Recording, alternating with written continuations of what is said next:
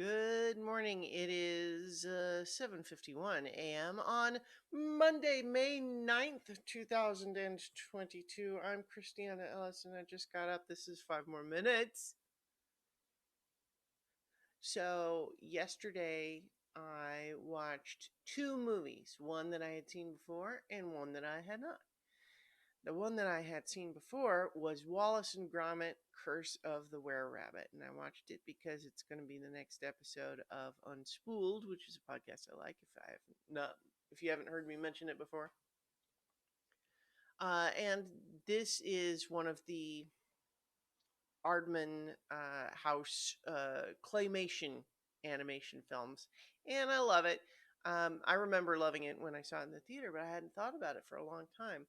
And it's just adorable. If you are entirely unfamiliar, I recommend that you check it out. But it's basically about this guy, Wallace, who's an inventor, classic absent minded professor style dude, who really loves cheese and really loves his dog, Gromit.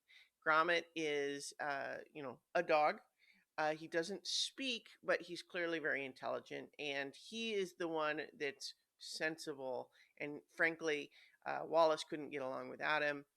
Gromit is the caretaker generally, also sometimes taken for granted, treated like a servant, but they do love each other, and they have a fun relationship. And in fact, the opening credits is this pan over a bunch of portraits on the wall, and the successive portraits actually tell this little story about the two of them together as a puppy and a young man, and then they're getting older until they're both at their current state, and then it shows Wallace like each successive photo is advancing this narrative a little bit. Um, while it's getting distracted away from taking the picture by some cheese, and then Gromit is trying to get him to come back, and then they're both mad at each other, and then they're kind of like, oh, yeah, and then they're back again smiling.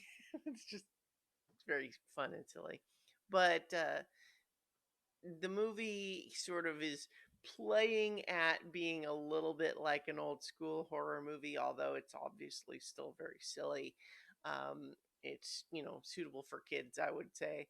um, I mean, I guess maybe really little kids, you might want to just look into some of the stuff that's in there, because there is a plot line where once one of the characters, once there is this were-rabbit monster, there is a hunter character who wants to kill them and is trying to shoot them. And so, like, although it's very cartoony and it's all fine in the end, it's one of those things where it's like, really little kids maybe think about it, but mostly it's I would say suitable for everybody.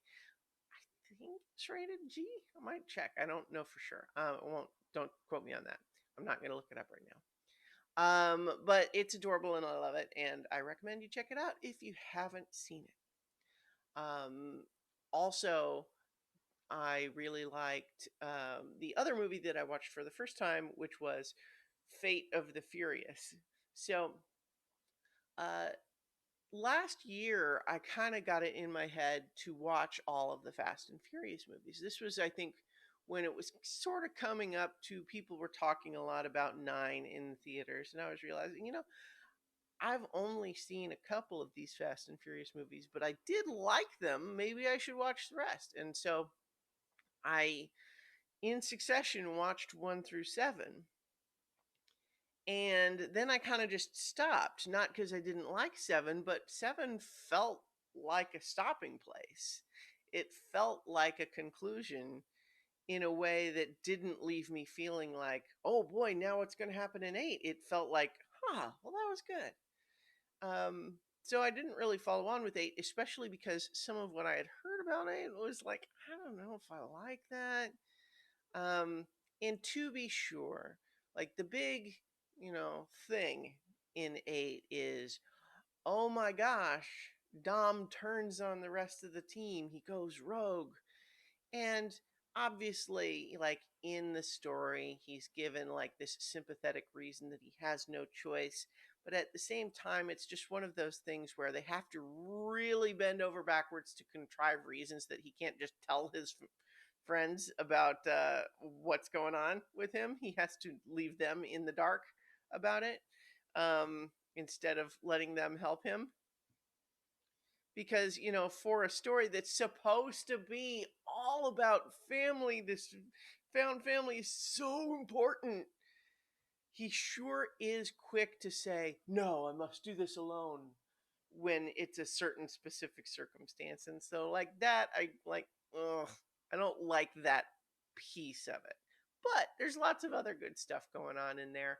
Um, it's exciting, it continues the trend of the movies to have these just big, ridiculous, elaborate set pieces.